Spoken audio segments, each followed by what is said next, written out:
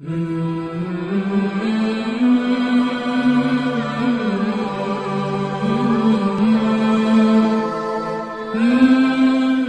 اکبر، سبحان اللہ، الحمدللہ، استغفر اللہ، نحمدہ و نصلی علی رسولہ الکریم، اما بعد، اعوذ باللہ من الشیطان الرجیم، بسم اللہ الرحمن الرحیم۔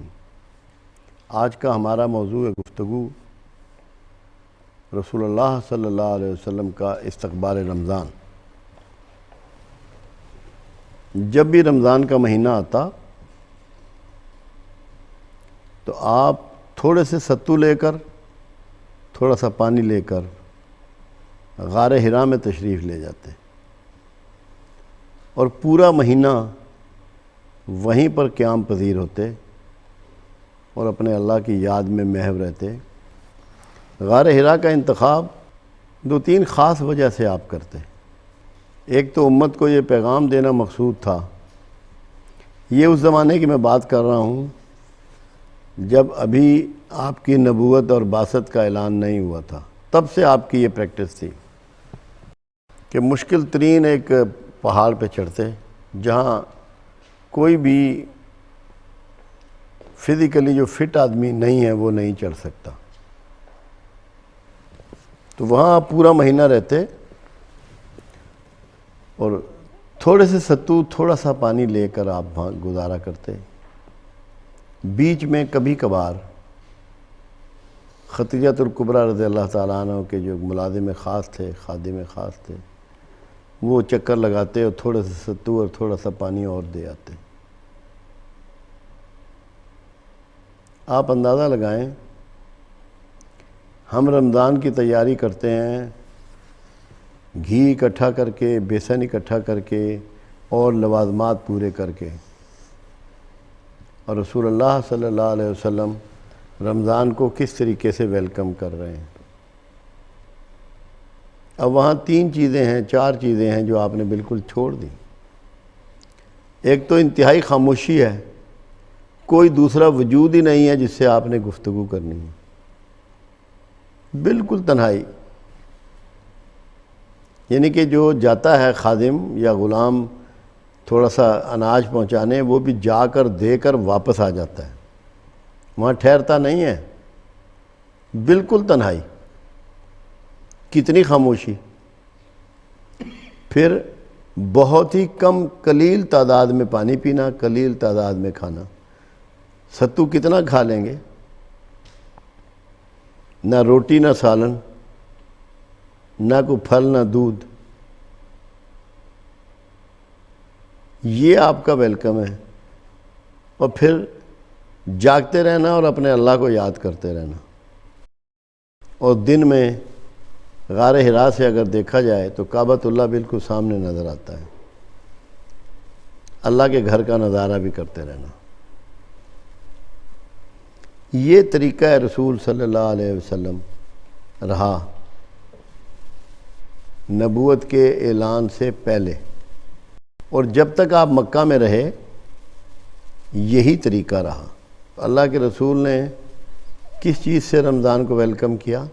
تنہائی سے، خاموشی سے، بہت کم پینے سے، بہت کم کھانے سے، بہت کم سونے سے۔ یہ وہ پیغام ہے جو رمضان کو ویلکم کرنے کے لیے رسول اللہ صلی اللہ علیہ وسلم نے ہمیں دیا۔ ہماری نیند ہی نہیں رمضان میں پوری ہوتی، ہماری بھوک ہی نہیں مٹتی، جتنا عام دنوں میں ہم کھاتے ہیں رمضان میں اس سے زیادہ کھاتے ہیں۔ سحری میں پراٹھے کھاتے ہیں، دہی کھاتے ہیں، لسیے پیتے ہیں، چاول کھاتے ہیں، اور کلچے اور خدا جانے کیا کیا ارینجمنٹ ہم کرتے ہیں کہ شام تک وہ نہ ہضم ہو نہ ہمیں بھوک لگے۔ بھوک ہی تو دینی ہے۔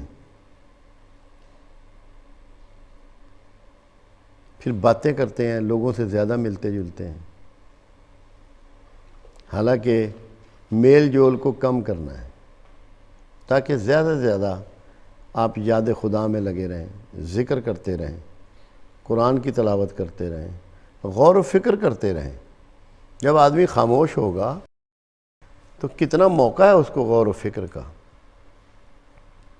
اور اللہ کے رسول کے لیے تو بہت بڑا غور و فکر تھا، کیونکہ اللہ نے ان کی تربیت ہی اس طرح کر رہا تھا کہ انہوں نے زمانے کی تقدیر کو بدلنا تھا، اس کائنات کے نظام کو تبدیل کرنا تھا، تو وہ تو اسی پہ غور و فکر کرتے رہتے تھے کہ لوگوں سے بت پرستی کیسے چھڑائی جائے، جو دنیا میں ظلم ہو رہا ہے اس سے انسانیت کو، مخلوق کو کیسے محفوظ رکھا جا سکتا ہے۔ جب آپ مدینہ منورہ تشریف لے گئے، اب وہاں آپ کے معمولات کیا تھے؟ رمضان میں آپ رمضان کو کیسے ویلکم کرتے ہیں؟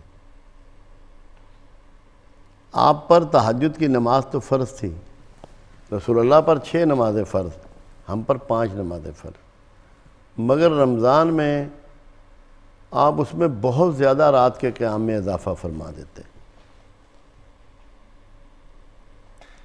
اور یہاں تک اتنا اضافہ فرماتے، اتنی عبادت کرتے رات کو کہ آپ کے پاؤں جو ہیں وہ سوج جاتے۔ رمضان میں خاص طور پہ آپ امت کے لیے تڑپ تڑپ کے معافی مانگا کرتے اللہ سے، اپنی امت کی بخشش کے لیے دعائیں فرماتے۔ کھانا پینا آپ کا پہلے ہی بہت کم تھا۔ دنیا میں میرا ذاتی خیال یہ ہے کہ سب سے مختصر کھانا پینا اس کائنات میں رسول اللہ صلی اللہ علیہ وسلم کا رہا، مگر رمضان میں اس میں بہت زیادہ تخفیف کر دیتے، بہت ہی کم کر دیتے کھانا پینا۔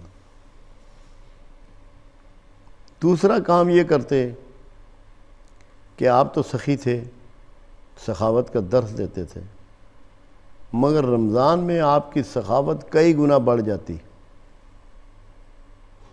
لوگ کہتے تھے کہ یہ کیسا انسان ہے کہ اس کو غریب ہونے کا ڈر ہی نہیں ہے، جو کچھ ہے بس بانٹے چلا جاتے۔ تو یہ رسول اللہ صلی اللہ علیہ وسلم کا رمضان میں طریقہ تھا، عبادت میں اضافہ کر دیتے،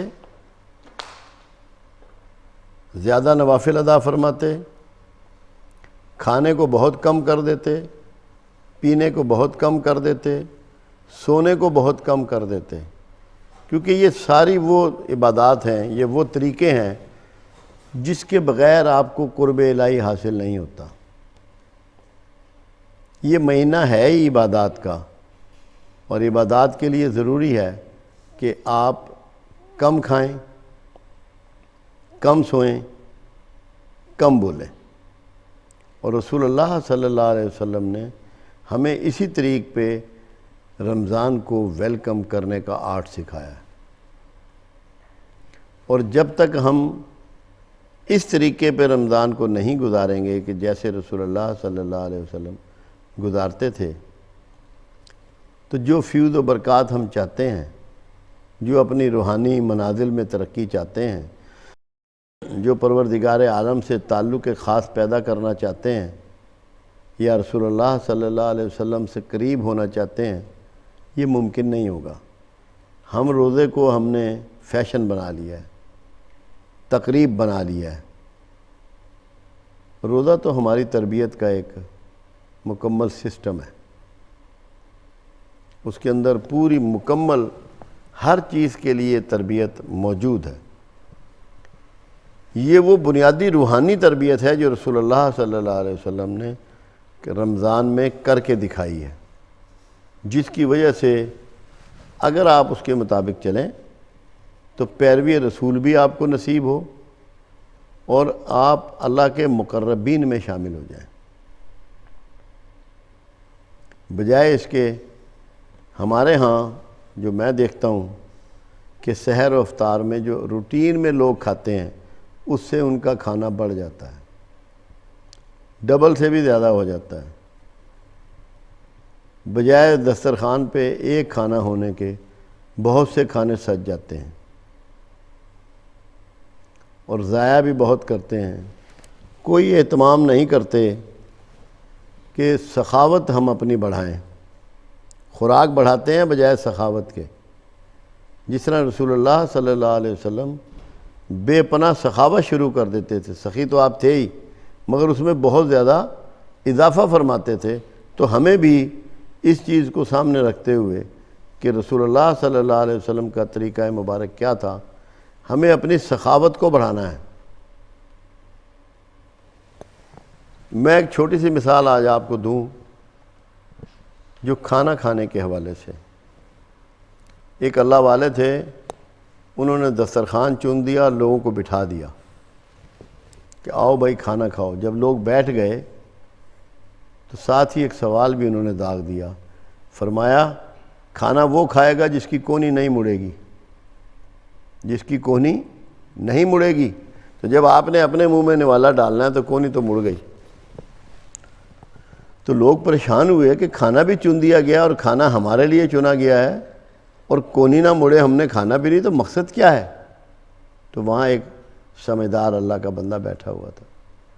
انہوں نے کہا ان کا مقصد یہ ہے کہ دوسرے کے منہ میں نوالا دو، کونی نہیں مڑے گی. تمہارے منہ میں کوئی اور نوالا دے اور تم کسی اور کے منہ میں نوالا دو. تو رمضان میں ہم نے نوالا دوسرے کے منہ میں پہنچانا ہے. یہ ہے سخاوت، اور یہ وہ طریقہ ہے جو رسول اللہ صلی اللہ علیہ وسلم نے ہمیں اس مہینے میں سخاوت کر کے دیا ہے. آپ نے تو یہاں تک فرما دیا کہ اگر کسی کا روزہ کوئی کھلواتا ہے ایک کھجور سے بھی یا ایک گھونٹ پانی سے بھی تو اس کے سارے روزے کا ثواب اس کو ضرور ملے گا. تو طریقہ رسول رمضان کی تیاری، اس فیلنگ کے ساتھ رمضان کا گزارنا. آپ بھوکے رہتے ہیں، پیاسے رہتے ہیں، گرمی میں، لمبی دنوں میں، آج کل تو بڑے لمبے روزے ہوں گے، مگر اس کے وہ فیوز و برکات، وہ روحانی آپ کو چیزیں میسر نہیں آتی، حاصل نہیں ہوتی جو ہونی چاہیے. تو وہ تبھی ممکن ہے کہ اگر آپ طریقہ رسول کے مطابق روزے رکھیں، رمضان کو طریقہ رسول صلی اللہ علیہ وسلم کے مطابق گزاریں.